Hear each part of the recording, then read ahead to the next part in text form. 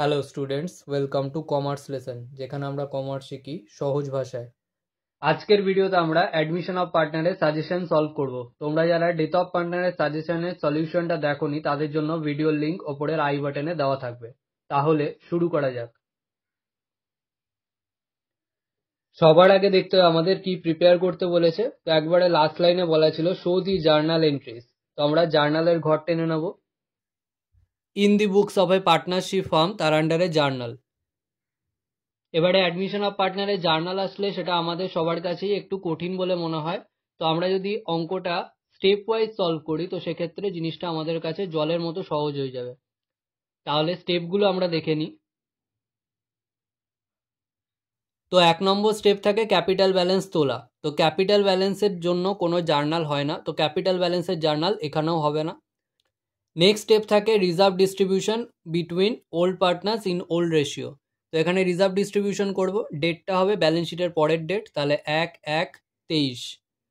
এবারে রিজার্ভটা ডিস্ট্রিবিউট হবে একজনের মধ্যেই, অর্থাৎ এখানে যে ব্যালেন্স শিটটা দেওয়া ছিল সেটা সোল প্রপার্টারশিপ ছিল সোনালির ক্ষেত্রে, এবং নতুন একটা পার্টনার আসার জন্য দুজনে মিলে একটা পার্টনারশিপ করছে। তো এখানে রিজার্ভটা আমরা সবার আগে ভাগ করে দিই সোনালির মধ্যে। তো আমরা রিজার্ভ ডিস্ট্রিবিউশনটা জানি কীরকমভাবে হয়। পার্টনার্স ক্যাপিটালে আমরা লিখি বাই রিজার্ভ। তাহলে পার্টনার্স ক্যাপিটালে যদি বাইয়ের দিকে লিখি, অর্থাৎ পার্টনার্স ক্যাপিটালে ক্রেডিট দিকে লিখি, তাহলে পার্টনার্স ক্যাপিটাল তো ক্রেডিট হয়, তাহলে রিজার্ভটা নিশ্চয়ই ডেবিট হচ্ছে। তাহলে রিজার্ভ অ্যাকাউন্ট ডেবিট টু সোনালি পাচ্ছে, তাহলে টু সোনালিস ক্যাপিটাল অ্যাকাউন্ট বলে পুরো 8,000 টাকায় বসিয়ে দেব। Being reserve is taken by old partner Sonali, পুরো রিজার্ভটাই ওল্ড পার্টনার সোনালি নিয়ে নিচ্ছে। এবারে নেক্সট স্টেপ হচ্ছে রিভ্যালুয়েশন করা। তো এখানে রিভ্যালুয়েশনটা দেখি কিভাবে করতে হয়। তো রিভ্যালুয়েশন করার ক্ষেত্রেও আমরা ওই একই ধরনের কনসেপ্টটা মাথায় রাখবো। তো রিভ্যালুয়েশনের ক্ষেত্রে যেগুলো ক্রেডিটে বসে সেগুলোর একটা জার্নাল করব, আর যেগুলো ডেবিটে বসে সেগুলোর আরেকটা জার্নাল করব। তো এখানে সবার ফার্স্টে এ পয়েন্টে বলেছে রিভ্যালুয়েশন অফ অ্যাসেটসের মধ্যে প্রেমিসেস হচ্ছে 1 লাখ টাকা। তো প্রেমিসেস ছিল এখানে 72,000 টাকা। তো প্রেমিসেসের ভ্যালুটা বাড়ছে। Furniture, stock, provision for doubtful dates এগুলো সবই ডেবিটে বসবে। তাহলে শুধু প্রেমিসেসটা ক্রেডিটে বসবে, রিভ্যালুয়েশন অ্যাকাউন্টের ক্রেডিটে। তাহলে রিভ্যালুয়েশন অ্যাকাউন্টের ক্রেডিটে যদি বসে তাহলে রিভ্যালুয়েশন অ্যাকাউন্টটা ক্রেডিট হচ্ছে, তাহলে প্রেমিসেসটা ডেবিট হচ্ছে।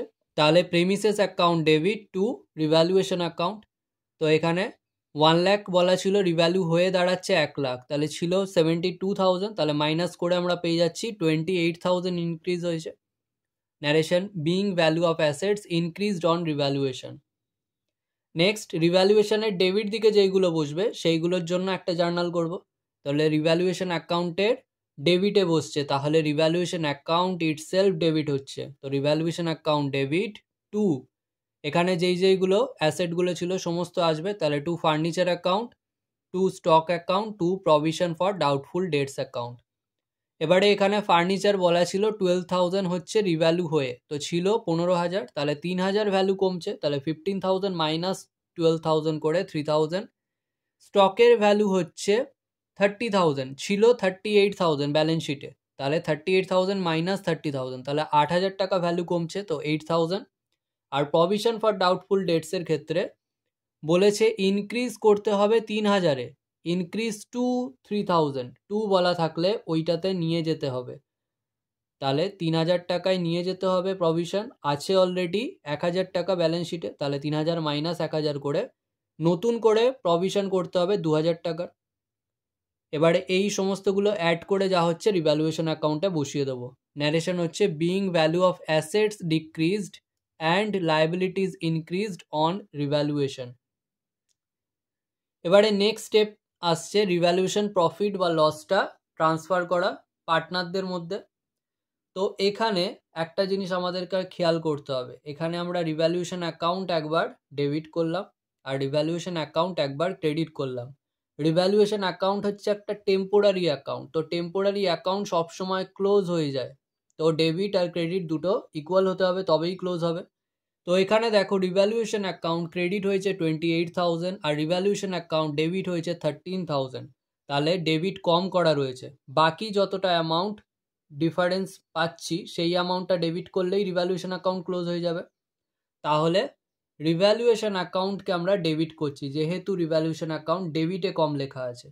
ব্র্যাকেটে 28,000 যেটা আমাদের এখানে ছিল মাইনাস 13,000, এত টাকা কম ছিল ডেবিটে, তাহলে 15,000 টু সোনালীকে দেবো শুধু, কারণ সোনালী একমাত্র ওল্ড পার্টনার ছিল, তাহলে টু সোনালীস ক্যাপিটাল অ্যাকাউন্ট বলে পুরো 15,000ই সোনালী পেয়ে যাচ্ছে। Being profit on revaluation transfer to Sonali's capital account. Next step হলো গুডউইল ট্রিটমেন্ট। তো এখানে কোনো গুডউইলের কিছু বলা ছিল না অঙ্কে, তো সেটা আসছে না। নেক্সট হয় ক্যাপিটাল অ্যাডজাস্টমেন্ট, যদি কোনো ক্যাপিটাল আসে নিয়ে আসে বা যদি কোনো ক্যাপিটাল অ্যাডজাস্টমেন্ট থাকে সেটা। তো এখানে সি পয়েন্টে বলে দিয়েছে স্পন্দন is to introduce proportionate amount of capital. তো স্পন্দন প্রপোর্শনেট অ্যামাউন্ট অফ ক্যাপিটাল আনবে, কত ক্যাপিটাল আনবে সেটা আমাদের ওয়ার্কিং নোটে বার করে নিতে হবে। তো আমরা জার্নালটা জাস্ট করে রাখি, অ্যামাউন্টটা ওয়ার্কিং নোটে বার করব। তো bank account debit to Spandan's capital account being capital introduced by Spandan. এবারে আমরা ওয়ার্কিং নোটে চলে আসি। সবার আগে সোনালীর অ্যাডজাস্টেড ক্যাপিটালটা বার করি। অ্যাডজাস্টেড ক্যাপিটাল মানে সোনালীর ক্যাপিটাল বলে যেইগুলো এসছে সেগুলোকে অ্যাডলেস করব। তাহলে সোনালীর ক্যাপিটাল ব্যালেন্স শিটে দেওয়া ছিল 1,30,000, সেটা সবার আগে লিখব। প্লাস তো এখানে দেখব যেগুলো সোনালীর ক্যাপিটালে ক্রেডিট হয়েছে বা ডেবিট হয়েছে সেগুলোকে কনসিডার করব। তো এখানে রিজার্ভটা সোনালীর ক্যাপিটালে এসেছিল 8,000, তো সোনালীর ক্যাপিটাল ক্রেডিট হয়েছিল, তাহলে এটা অ্যাড হবে। আর এখানে যদি দেখি নিচে রিভ্যালুয়েশন প্রফিটটা এসেছিল সোনালীর ক্যাপিটাল বলে 15,000, তাহলে এই দুটোই অ্যাড হবে, আর কোনো সোনালীর ক্যাপিটাল ক্রেডিট বা ডেবিট ছিল না। তাহলে রিজার্ভ বলে আসছে 8,000 আর রিভ্যালুয়েশন প্রফিট বলে আসছে 15,000, এই তিনটে অ্যাড করলে আমরা পাচ্ছি 1,53,000। এবারে 1,53,000 হচ্ছে সোনালীর অ্যাডজাস্টেড ক্যাপিটাল। এবারে আমরা স্পন্দনের প্রপোর্শনেট ক্যাপিটালটা বার করব। তাহলে সবার আগে স্পন্দনে আসছিল 1/3 শেয়ারের জন্য, তাহলে নিচে আছে 3, সেটাই ধরে নেব টোটাল ক্যাপিটাল। তাহলে লেট টোটাল ক্যাপিটাল বি 3। এখানে স্পন্দনের শেয়ার হচ্ছে 1/3, দেয়ারফর স্পন্দনের ক্যাপিটাল হচ্ছে 1, 3 এর মধ্যে যদি 1 স্পন্দনের শেয়ার হয় তাহলে স্পন্দনের ক্যাপিটাল হচ্ছে 1। তাহলে সোনালীর ক্যাপিটাল হবে বাকিটা, টোটাল ক্যাপিটাল 3, স্পন্দনের ক্যাপিটাল 1, তাহলে মাইনাস করলে 2 হচ্ছে সোনালীর ক্যাপিটাল। তাহলে স্পন্দন কত ক্যাপিটাল আনবে, যেটা আমরা বার করেছি 1,53,000, এটা হচ্ছে সোনালীর অ্যাডজাস্টেড ক্যাপিটাল, সেটা সোনালীর শেয়ার অর্থাৎ 2 এর সাথে সমান, সেটা দিয়ে ডিভাইড করব। আর স্পন্দনের ক্যাপিটাল আমরা পাচ্ছিলাম 1, সেটা দিয়ে মাল্টিপ্লাই করব, করে পাচ্ছি 76,500। তাহলে এখানে অ্যামাউন্টটা বসিয়ে দেবো 76,500।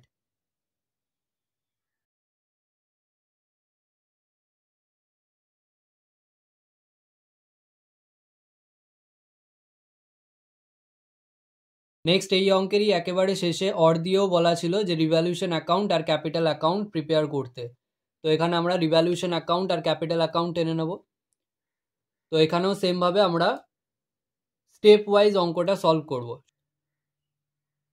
সবার ফার্স্ট স্টেপ হলো ক্যাপিটাল ব্যালেন্স বসানো। তো আমরা 1/1/23 ডেট দিয়ে অর্থাৎ ব্যালেন্স শিটের পরের ডেট দিয়ে আমরা সোনালীর ক্যাপিটাল ব্যালেন্সটা তুলে দেবো। তাহলে বাই ব্যালেন্স বিএফ করে ব্যালেন্স শিটে বলা ছিল 1,30,000 সোনালীর ঘরে বসিয়ে দেবো। নেক্সট স্টেপ হলো কোনো রিজার্ভ বা প্রফিট অ্যান্ড লস থাকলে সেগুলো ভাগ করে দিতে হয়। তাহলে বাই রিজার্ভ, তো এখানে যেহেতু সোনালী একমাত্র ওল্ড পার্টনার ছিল, পুরো 8,000 টাকা রিজার্ভের সে নিজেই পেয়ে যাবে, তাহলে পুরো সোনালীর ঘরে বসে যাচ্ছে। নেক্সট আমাদের রিভ্যালুয়েশন অফ অ্যাসেটস করতে হয়, revaluation of assets and liabilities. তো আমরা রিভ্যালুয়েশন অ্যাকাউন্টে চলে যাব। তো এখানে এ পয়েন্টে বলা ছিল প্রেমিসেস রিভ্যালু হয়েছে, ফার্নিচার রিভ্যালু হয়েছে, স্টক রিভ্যালু হয়েছে, আর প্রভিশন ফর ডাউটফুল ডেটসটাকে ইনক্রিজ করতে নিয়ে যেতে বলেছে 3,000-এ। তো আমরা রিভ্যালুয়েশন অ্যাকাউন্টে চলে আসবো। সবার ফার্স্টে প্রেমিসেস ছিল 72,000, সেটার ভ্যালু এসে দাঁড়াচ্ছে 1 লাখ, তাহলে প্রেমিসেসের ভ্যালু বেড়েছে। তো অ্যাসেটের ভ্যালু বাড়লে এদিকে বসে, তাহলে বাই প্রেমিসেস বলে 28,000। নেক্সট ফার্নিচারের ভ্যালু হয়েছে 12,000, যেটা ছিল 15,000, তাহলে ফার্নিচারের ভ্যালু 3,000 কমছে, তাহলে টু ফার্নিচার বলে 3,000। নেক্সট স্টকের ভ্যালু 30,000 হয়েছে, যেটা ছিল 38,000, তাহলে 38,000 থেকে 8,000 কমে 30,000 হচ্ছে, তাহলে স্টকও কমেছে 8,000, তাহলে টু স্টক বলে 8,000। আর প্রভিশন ফর ডাউটফুল ডেটসটাকে ইনক্রিজ করে নিয়ে যেতে বলেছে 3,000-এ, তাহলে অলরেডি ছিল 1,000, তাহলে আমরা 2,000 চার্জ করব, তাহলে to provision for doubtful debts বলে 2,000। এবারে আর কিছু ছিল না রিভ্যালুয়েশন অ্যাকাউন্টে, তাহলে টোটাল করে ব্যালেন্স পাচ্ছি আমরা 15,000। এই 15,000টা আমরা ভাগ করে দেবো ওল্ড পার্টনারদের মধ্যে। এবারে যেহেতু সোনালি একমাত্র ওল্ড পার্টনার ছিল, পুরো 15,000 টাকা সে নিজেই পাবে, তাহলে টু পার্টনার্স ক্যাপিটাল অ্যাকাউন্ট ব্র্যাকেটে প্রফিট অন রিভ্যালুয়েশন বলে সোনালি পুরো 15,000 টাকা পেয়ে যাচ্ছে। এবারে এখানে লিখলাম টু পার্টনার্স ক্যাপিটাল অ্যাকাউন্ট, তাহলে এখানে হবে অপোজিটটা বাই রিভ্যালুয়েশন অ্যাকাউন্ট ব্র্যাকেটে প্রফিট বলে সোনালির ঘরে বসিয়ে দিলাম 15,000।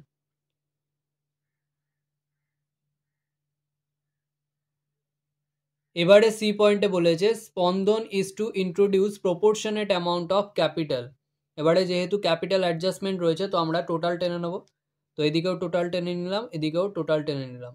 তো এখানে সোনালির টোটাল করলে আমরা পাচ্ছি 1,53,000, আর এদিকে কিছু ছিল না, তো ব্যালেন্স ওটাই বেরোচ্ছে। তো এই সেম ব্যালেন্সটা সেম ডেটে সিডিবিডি করবো, to balance CD by balance BD করে 1,53,000। নেক্সট আমরা ওয়ার্কিং নোটে চলে আসবো। তো স্পন্দন এখানে 1/3 শেয়ারের জন্য আসছিল, তো নিচে ছিল 3, তো সেটাকে আমরা টোটাল ক্যাপিটাল ধরবো। তো লেট টোটাল ক্যাপিটাল বি 3, স্পন্দনের শেয়ার 1/3, তাহলে স্পন্দনের ক্যাপিটাল হবে 3-এর মধ্যে 1 অর্থাৎ 1, তাহলে সোনালির ক্যাপিটাল হবে বাকিটা, টোটাল ক্যাপিটালের মধ্যে স্পন্দনই নিচ্ছে 1, তাহলে বাকিটা সোনালির ক্যাপিটাল 3 - 1 করে 2, তাহলে স্পন্দন কত ক্যাপিটাল আনবে। তো আমরা এখানে ব্যালেন্স বার করলাম, 1,53,000 ছিল সোনালির অ্যাডজাস্টেড ক্যাপিটাল, তাহলে স্পন্দন আনবে কতটা, দেয়ারফর স্পন্দন উইল ব্রিং ক্যাপিটাল 1,53,000 যেটা ছিল সেটা ছিল সোনালির ক্যাপিটাল, আর সোনালির ক্যাপিটালের রেশিও হচ্ছে 2, তাহলে সেটা দিয়ে ভাগ করব। আর স্পন্দনের ক্যাপিটাল জানতে চাই, স্পন্দনের শেয়ার অফ ক্যাপিটাল ছিল 1, তাহলে ইন্টু 1 করে আমরা পাচ্ছি 76,000, তাহলে এটা আমরা বসিয়ে দেবো বাই ব্যাঙ্ক অ্যাকাউন্ট করে 76,500 স্পন্দনের ঘরে। এবার আমরা টোটাল টানবো, তো এখানে 1,53,000ই ছিল, এদিকে 1,53,000 লিখলাম, আর ব্যালেন্স করে 1,53,000ই হচ্ছে। স্পন্দনের ক্ষেত্রেও সেম 76,500ই এদিকে শুধু ছিল, আর এদিকেও কিছু ছিল না, তাহলে ব্যালেন্স করে ওই 76,500ই পাচ্ছি, ওটা ওই সেম ডেটেই টু ব্যালেন্স সিএফ হয়ে যাবে। আজকের ভিডিও এখানেই শেষ। ভিডিওটা ভালো লাগলে লাইক করো, বন্ধুদের সাথে শেয়ার করো, যদি কোনো প্রশ্ন থেকে থাকে অবশ্যই কমেন্ট সেকশনে জানাও, এবং এই ভিডিওটা থেকে যদি নতুন কিছু শিখে থাকো তাহলে অবশ্যই সাবস্ক্রাইব করো এবং দেখতে থাকো কমার্স লেসন।